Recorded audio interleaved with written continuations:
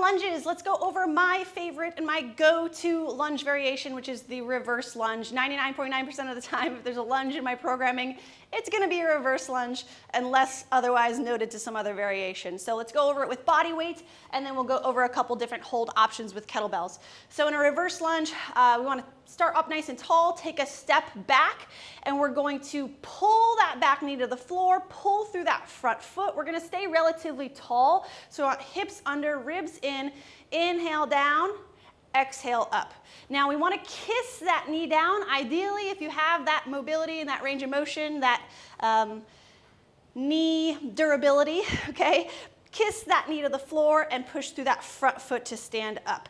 We want 90-degree knee bend or less, or at least that's my preference. I don't like these spread out lunges where the knee's not touching the floor. I like them to be a little bit tighter so we get a little bit more glute action, a little bit more glute length right there.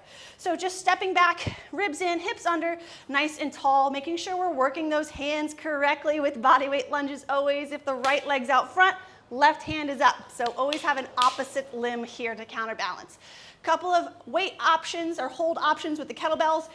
My probably favorite go-to is just the goblet hold. So we want to grab the horns, pull the belt off the chest, tuck the elbows in. And we're going to keep those elbows up on a shelf, so to speak. Inhale down, exhale up. The heavier this gets, the more we're going to want to use that exhale on the way up.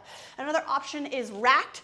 So slice to that handle, knuckles to ceiling, elbow to floor, straight wrist. So don't let that wrist bend back. We don't want those elbows pointing to the sidewall, to the floor, okay? This would make my reverse lunge offset, which could be pretty cool. Alternatively, we can do double racked, or we can keep it single-sided if the bell's in the right arm, lunge back with the right leg. So a few options there.